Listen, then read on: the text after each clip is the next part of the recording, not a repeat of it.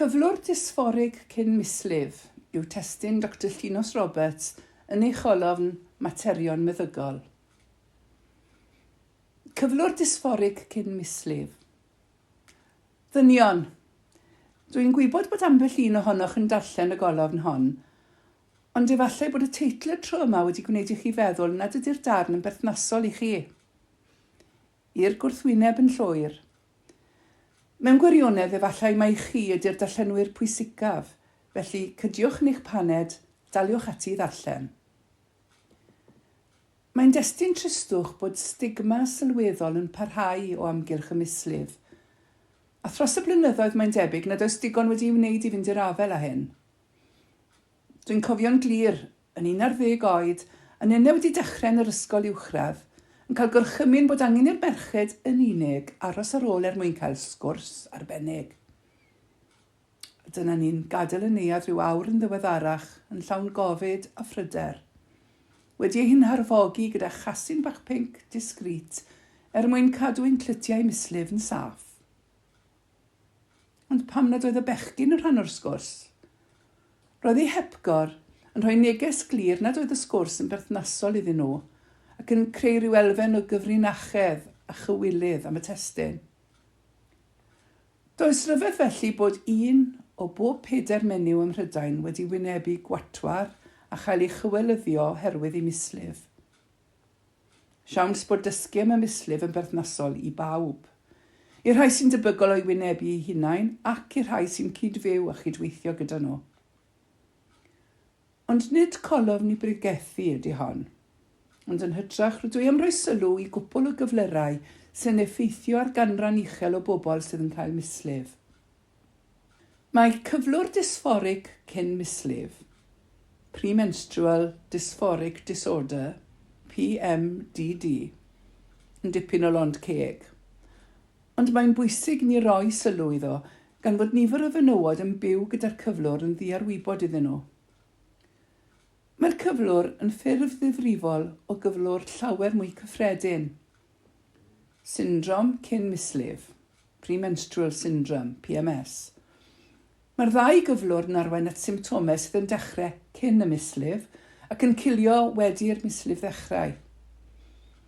Credir mae'r hyn sy'n achosi symptomau ydy'r newid yn hormonau'r corff wrth i lefel yr estrogen a progestogen leihau ar ôl ofiwleiddio, a chyn dechrau'r mislif, sef cyfnod lwteal y cylch misol.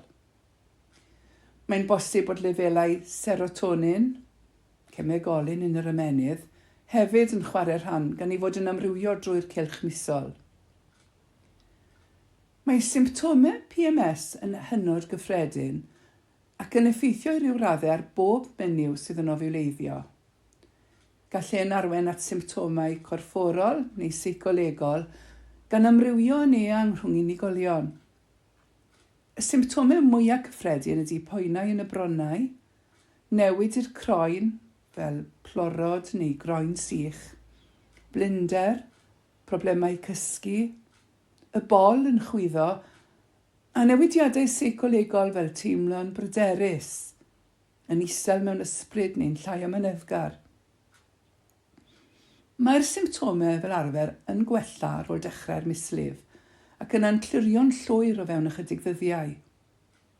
Mae'r patrwm yn ailadrodd ym mhob cylch misol.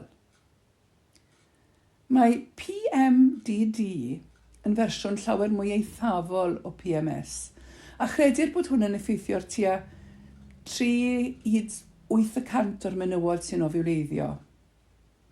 Eto, gall y symptomau amrywio'n eang rhwng unigolion, ac yn gyffredinol mae'r symptomau yn ymdebygu rhai ag eir gyda PMS, ond yn cael fwy o effaith negyddol ar ansawdd bywyd. Am y cyfnod penodol yma bob mis, gall y cyflwr arwain at symptomau o iselder eithafol, gorbryder, colli diddordeb mewn bywyd, ac mewn achosion gwael yn gallu arwain at deimladau o eisiau diweddu bywyd. Credir bod PMDD yn cael ei achosi gan sensitifrwydd i'r newid yn lefelau'r hormonau a soniwyd amdanynt eisoes.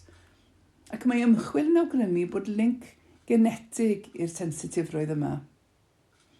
Mae ymchwil hefyd yn awgrymu y gall smocio effeithio ar y sensitifrwydd yma hefyd, ac ymchwil arall yn awgrymu bod linc a digwyddiadau traumatig yn y gorffennol. Ond waith beth ydy'r achos? Yr hyn sy'n bwysig ydy bod unigolion yn adnabod y symptomau ac yn cael y gefnogaeth a'r cyngor cywir i benderfynu sut i geisio rheoli'r cyflwr. Mae clywed hanesion rhai unigolion yn wirioneddol ddirdynol am sut iddyn nhw fyw gyda symptomau am flynyddoedd cyn derbyn unrhyw help. Wedi cyrraedd diagnosis, y cam nesaf ydy ystyried sut i geisio gwella neu reoli'r symptomau, ac fel sy'n gyffredin i nifer o gyflerau meddygol, does dim un ateb ar gyfer pawb, ac mae gofyn teilwra'r driniaeth yn ôl gofynion yr unigolion a pha symptomau sy'n effeithio arnyn nhw. Mae'n ddefnyddiol cadw dyddiadu'r symptomau am ychydig fisoedd yn gyntaf. Y cam cyntaf wrth drin y cyflwr fyddai ymchwilio os oes newidiadau posib y gellid i gwneud i batrwm dyddiol bywyd. Sicrhau diet iach a chytbwys, ymarfer corff rheolaidd, patrwm cwsg iach, peidio smygu a chadw at ganllawiau yfed alcohol. Mae therapi ymddygiad gwybyddol, Cognitive Behavioural Therapy, CBT, hefyd yn gallu bod yn effeithiol, ac ymchwil yn awgrymu bod cymryd fitamin B6 hefyd yn gallu bod yn fuddiol. Mae rhai pobl yn elwa o gymryd y bilsen atal genhedlu er mwyn rheoli lefelau'r hormonau, ac mewn rhai achosion mae cymryd tabledi i drin iselder yn gallu bod yn effeithiol. Mae ymchwil yn dangos y gellid cymryd tabledi iselder yn barhaol, neu fel arall, dim ond o fewn y cyfnod o'r mis ble mae'r symptomau yn amlygu hunain, rhwng diwrnod 15 a 28 o'r cylch misol. Mae nifer o bobl yn cael budd o driniaethau fel yoga, adweitheg, reflexology, neu fuddiginiaethau amgen y gellid i prynu dros y counter. Mae llai o dystiolaeth dros effeithiolrwydd y triniaethau hyn, a chan ydy'r meddyginiaethau yn cael ei rheoleiddio, does dim posib gwybod i sicrwydd bod pob tabled yn cynnwys yr un cynhwysion. Mae'n bwysig hefyd bod yn ymwybodol y gall meddyginiaethau amgen achosi sgil effeithiau ac effeithio ar feddyginiaethau eraill. Felly, trafodwch gyda'ch darparwr iechyd er mwyn sicrhau bod yn saff i'w cymryd. Efallai mae fy mhrif obaith wrth roi sylw i'r cyflyrau cyffredin ond pwysig hyn ydy codi ymwybyddiaeth a cheisio chwalu bricsen bach arall yn y wal sy'n cynrychioli'r stigma am y mislif. Gall symptomau PMS a PMDD gael effaith sylweddol ar safon bywyd. Mae'n bwysig cydnabod a deall hynny, a gwybod hefyd bod cefnogaeth ar gael.